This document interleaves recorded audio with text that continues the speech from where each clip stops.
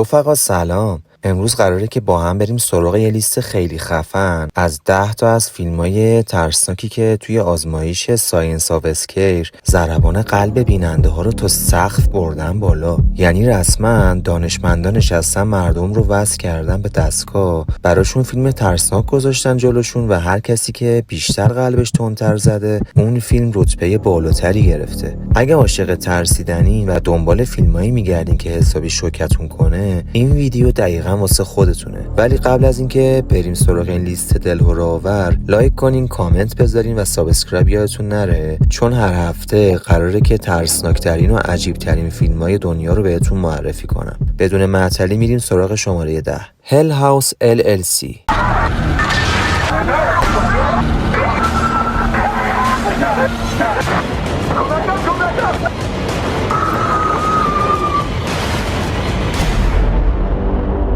فکر میکنی که خونه وحشت فقط یه سرگرمیه؟ یه گروه تصمیم میگیرن که توی یه هتل متروکه خونه وحشت مخصوص هالووین راه بندازن. شب افتتاحیه همه چی به ظاهر عادی شروع میشه، اما یه دفعه یه فاجعه رخ میده و 15 نفر جونشون رو از دست میدن. پلیس میگه که یه حادثه بوده، ولی واقعیت خیلی تاریک تره. 5 سال بعد یه تیم مستندساز میره سراغ اون هتل تا بفهمه واقعا چی شده. اونا فیلمای قدیمی، شهادت بازمونده ها و صحنه های عجیبی رو بررسی میکنن، اما هرچی که بیشتر جلو میرن بیشتر میفهمن که اونجا هنوز هم پر از موجوداتیه که نباید آزاد بشن. آخرش هم معلوم میشه که بعضی درا بهتره که هیچ وقت باز نشن. مخاطبا گفتن که اکثر تصویربرداری از زاویه‌های دوربین لپتاپ یا گوشی بوده. فیلم‌ها و مدارک ضبط شده توسط بازمونده‌های واقعی یا شبیه سازی‌هایی که به واقعیت نزدیکن. یکی از لحظه‌های اذیت کننده اینه که وقتی یکی از تصاویری که قبلا ضبط شده بوده دوباره پخش میشه، بیننده‌ها متوجه جزئیاتی میشن که قبلا ندیدن. یعنی ترس نه فقط توی صحنه فعلی، بلکه از گذشته فیلم هم وارد ذهن آدم میشه. متوسط ضربان قلب مخاطبا بعد از دیدن این فیلم 81 BPM و اوج ضربان قلبشون هم 107 BPM بوده. به خاطر اینکه یه جورایی شبیه فیلم مستنده، واقعا روی ذهن مخاطب تاثیر ترسناکی میذاره.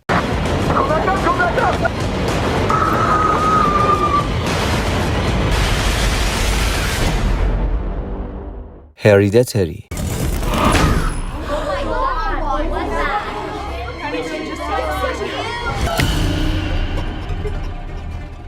این فیلم رو خیلی‌ها ترسناکترین فیلم قرن صدا میکنن، چون ترسی که میده از جنس همون چیزیه که همیشه توی خانواده ها هست. بعد مرگ مادر آنی، زندگی خانواده گرام کم کم فرو میریزه. دختر بچه خانواده چارلی رفتارهای عجیب و ترسناکی نشون میده. پسر بزرگشون هم پر از عذاب وجدان و ترس میشه. هر چی که میگذره رازهای تاریکی این خانواده بیشتر آشکار میشه. یه گذشته پر از ارتباط با نیروهای شیطانی. آنی کم کم متوجه میشه که مادرش توی مراسم‌های شیطانی دست داشته و حالا این سرنوشت لعنتی داره بهشون منتقل میشه. فیلم پر از صحنه‌هایی که شوک مطلق رو بهتون میده و آخرش هم یه درس خیلی بزرگ داره، اونم اینه که هیچ کس نمیتونه که از تقدیر شوم خانوادگی خودش فرار کنه. توی IMDb گفته شده که گاهن توی فیلمبرداری بعضی صحنه‌ها کارگردان آری استر از بازیگرا می‌خواسته که بدون اینکه بدونن چه اتفاقی دقیقاً قراره بیفته وارد صحنه بشن تا واکنششون واقعی‌تر باشه، مثلا صدای شکستن چیزی یا یه حرکت نامعلوم. این باعث شده که بعضی بیننده‌ها بعد تماشا بگن که وای، احساس می‌کردم که منم اونجا هستم.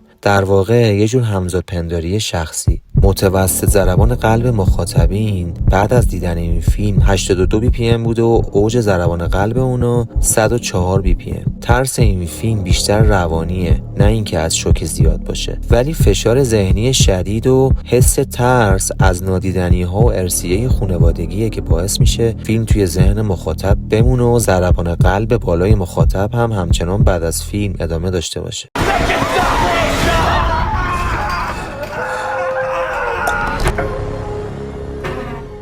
The Exorcism of Emily Rose.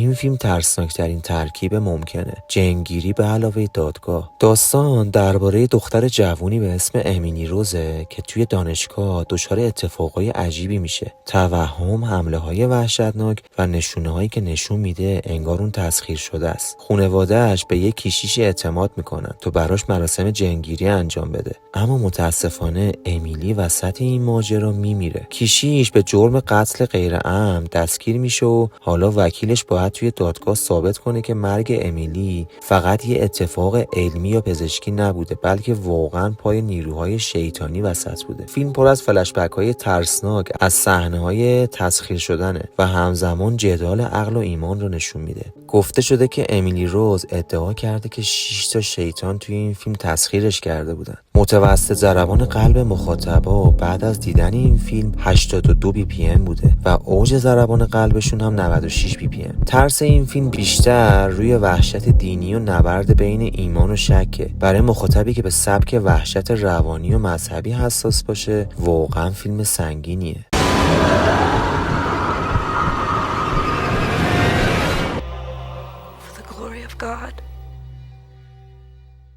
اسکین آمارینگ. In this house.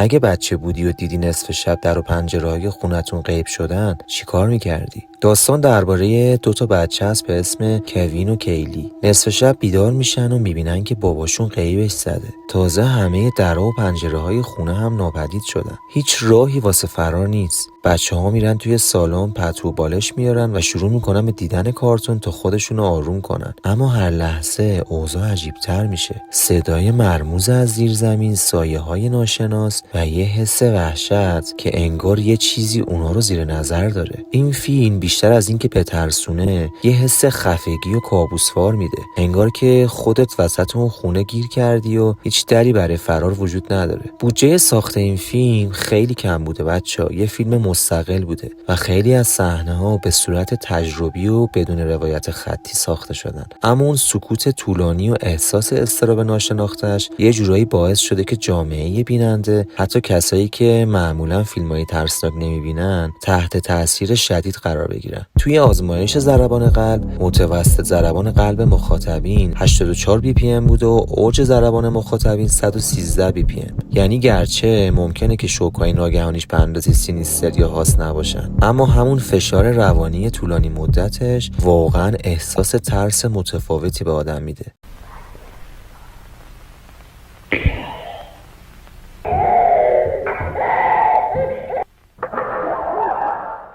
اسمایل.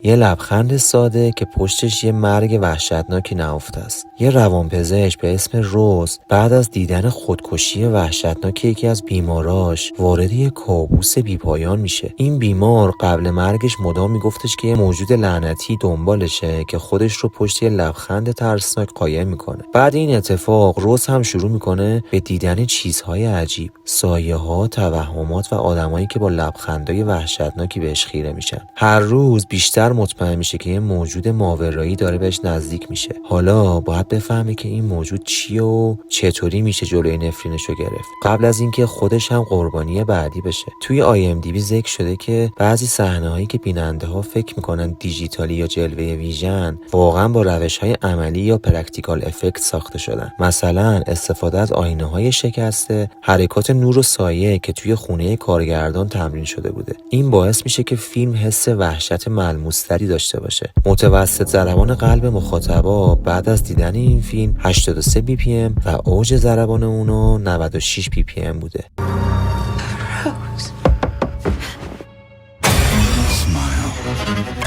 Talk to me.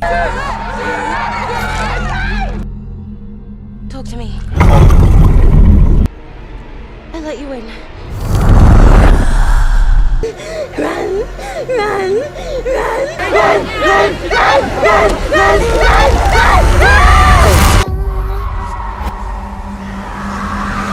یه دست خوش شده، یه بازی ساده و یه در باز به دنیای مرده ها. یه عده جوون یه سرگرمی جدید رو پیدا کردن. با یه دست مومیایی شده میتونن که روح‌ها رو صدا بزنن. اولش همه چی مثل یه بازی خنده‌دار و هیجان انگیزه، ولی وقتی یکیشون زیادی جلو میره و مدت زیادی با ارواح ارتباط میگیره، همه چیز به جهنم خالص تبدیل میشه. روح‌های خطرناک یکی یکی وارد میشن و دیگه کنترل از دست بچه‌ها خارجه. مخصوصا میا که خودش از قبل درگیر غم از دست دادن مادرشه، حالا بیشتر از همه درگیر این دنیای خطرناک میشه. مرز بین زندگی و مرگ محو میشه و فقط یه اشتباه کوچیک کافیه که همه نابود بشن. این فیلم به خاطر ایفای نقش نوجوانای ناشناخته و لحظات ترسناک مفصلش نقدای زیادی گرفته. IMDb گفته که بعضی بیننده ها بعد دیدن فیلم احساس تماس با یه چیز واقعی یا ماورایی داشتن، ترسی که تا مدتی بعد هم باهاش زندگی کردن. متوسط ضربان قلب مخاطبا بعد از دیدن این فیلم 79 PPM بوده و اوج ضربانشون 106 PPM.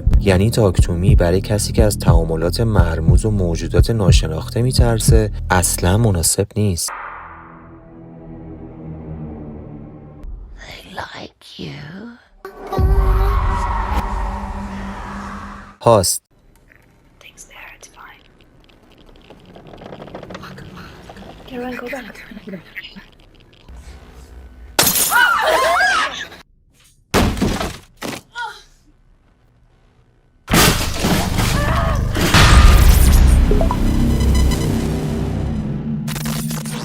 فکر کن وسط قرنطینه کرونا باشی، با رفقات توی برنامه زوم در حال احضار ارواح باشی. خب معلومه که قراره به فنا بری. یه گروه از دوستای صمیمی توی دوران لاکداون تصمیم میگیرن که به جای بازی و سوال جواب یه احضار روح آنلاین داشته باشن. واسه همین یه مدیوم استخدام میکنن که جلسه رو هدایت کنه. اما وسط جلسه یکیشون از سر شوخی یه داستان دروغی درباره یه پسر مرده میسازه. همین شوخی کوچیک باعث میشه که یه موجود شیطانی واقعی وارد بشه و به خونه تک تکشون سر بزنه. از اون لحظه به بعد همه چی از کنترل خارج میشه. صدای عجیب، سایه‌های ترسناک و بعد هم حمله مستقیم. حالا این دوستا باید امیدوار باشن تا صبح زنده بمونن، ولی خب احتمالش خیلی کمه. توی مطالعه ساینس آف اسکیر هاست تونسته متوسط ضربان مخاطب رو برسونه به 88 PPM. اوج ضربان قلب مخاطبین هم 130 PPM بوده.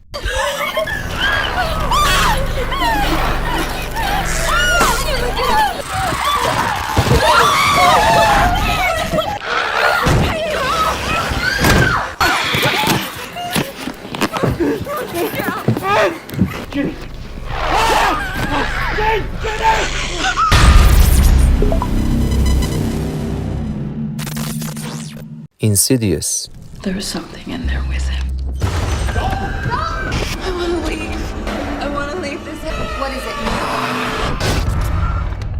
این فیلم همونیه که باعث شد خیلیا دیگه جرئت نکنن که شب رو با چراغ خاموش بخوابن. خانواده لمبرت به تازگی به یه خونه جدیدی اسباب کشی کردن. همه چی خوب و عالیه تا اینکه پسر کوچیکشون به نام دالتون بعد از یه حادثه عجیبی میره توی کما. ولی این کما معمولی نیست. روح دالتون گیر افتاده توی دنیای تاریک به اسم دفاردر. از همون موقع خونه پر میشه از صداها، سایه‌ها و موجودای ترسناک. پدر و مادرش که دیگه ناامید شدن از یه خانم کارکشته به اسم الیز کمک میخوان. الیز میگه تنها راه نجات اینه که پدرش بتونه با روش احضار روح وارد اون دنیا بشه و پسرشو برگردونه. اما خب توی اون دنیا یه شیطان قرمز وحشتناک کمین کرده. توی یکی از مصاحبه ها گفته شده که توی صحنه هایی که جو خیلی سنگینه بازیگرها حتی نمیدونستن که دقیقاً کی ژانر خونده میشه یا اینکه دوربین کجاست تا وقتی که شوک واقعی اتفاق میافتاد. یعنی کارگردان عمدن موقعیت و فضای فیلم برداری رو طوری ساخت که واکنش‌ها طبیعی باشن و ترس واقعی تر به نظر برسه. این فیلم توی این آزمایش تونسته که متوسط ضربان قلب مخاطبا رو به 85 PPM برسونه و اوج ضربان قلب مخاطبین هم 133 PPM بوده. یعنی از نظر ترس و ضربان قلب این فیلم واقعا یه تجربه دلهره‌آوره و یه ترکیب عالی از تعلیق، تاریکی، کابوس و وحشت ماورالطبیعیه. It's your son.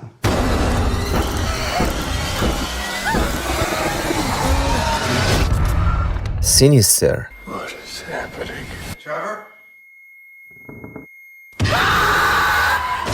Sinister. میدونستی که این فیلم اونقدر ترسناک بود که خیلی ها وسط سینما از سینما بیرون رفتن؟ قصه درباره نویسنده‌ای به اسم آلیسونه که کارش نوشتن کتابای جناییه. واسه پیدا کردن یه سوژه جدید خونواده‌اش رو میبره به یه خونه قدیمی توی پنسیلوانیا. همون خونه‌ای که قبلا قتل وحشتناکی توش اتفاق افتاده. نکته اینجاست که هیچ کدوم از اعضای خانواده نمیدونن که ماجرا چیه، فقط خودش خبر داره. یه روز وقتی که میره توی اتاق زیر شیروانی، یه جعبه فیلم‌های قدیمی 8 میلیمتری پیدا میکنه. اولش فکر میکنه که یه کشف بزرگ واسه کتابشه، اما هر چی که بیشتر این فیلم‌ها رو میبینه، بیشتر میفهمه که پای یه موجود شیطانی و ماورایی وسطه. از اون طرف بچه‌ها شروع میکنن به دیدن کابوس‌های عجیب و خوابگردی و هرچی که جلوتر میره اوضاع وحشتناکتر میشه. آلیسون نمیدونه که این تحقیقات قراره فقط برای شهرت بیاره یا اینکه قراره جون خودش و خانواده‌اش رو به خطر بندازه. ایتان هاک بازیگر نقش آلیسون قبل از ضبط فیلم سینیستر به هیچ وجه فیلم‌های 8 میلیمتری که توی داستان هستن رو ندیده بود. توی آزمایش ساینس آف اسکیر این فیلم تونسته که مخاطب رو از ضربان پایه‌ای حدود 64 بی پی ام تا متوسط 86 بی پی ام بالا بیاره و اوج ضربان توی صحنه خاص 131 بی پی ام بوده. با این حساب سینیستر یکی از سنگین ترین ها از نظر ترس و استرس روانیه. اون ترکیب استرس آرام و شوک ناگهانی واقعا مخاطب رو میخکوب خودش میکنه.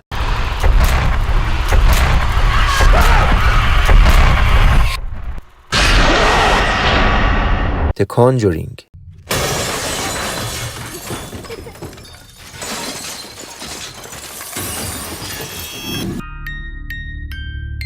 این فیلم اونقدر ترسناک بود که موقع اکرانش کلی آدم از سالن سینما فرار کردن و رفتن. سال 1971 خانواده پرون به یه خونه قدیمی توی رودایلند نقل مکان میکنن. اولش همه چی عادیه، ولی کم کم سر و صداها و اتفاقای عجیبی شروع میشن. درها خود به خود بسته میشن، چیزای ناشناسی تکون میخورن. نصف شب همه اعضای خانواده با وحشت از خواب بیدار میشن. وقتی دیگه اوضاع غیر قابل تحمل میشه، خانواده از 2 محقق ماورایی معروف به نام اد و لورین وارن کمک میخوان. اما چیزی که وارن ها پیدا میکنن خیلی فراتر از یه روح ساده است. یه نیروی شیطانی قدرتمند دنبال این خانواده است و قصد نداره که دست برداره. حالا تنها راه نجات یه مبارزه مستقیم با اون موجوده. این فیلم متوسط ضربان قلب 84 بی پی ام رو واسه مخاطبای خودش داشته و اوج ضربان مخاطبا 132 بی پی ام بوده. بنابراین د کانجورینگ نه فقط به خاطر داستانش بلکه به خاطر صحنه‌های شوک‌آور و وحشت روانی یکی از ترسناک‌ترین های تاریخ سینماست.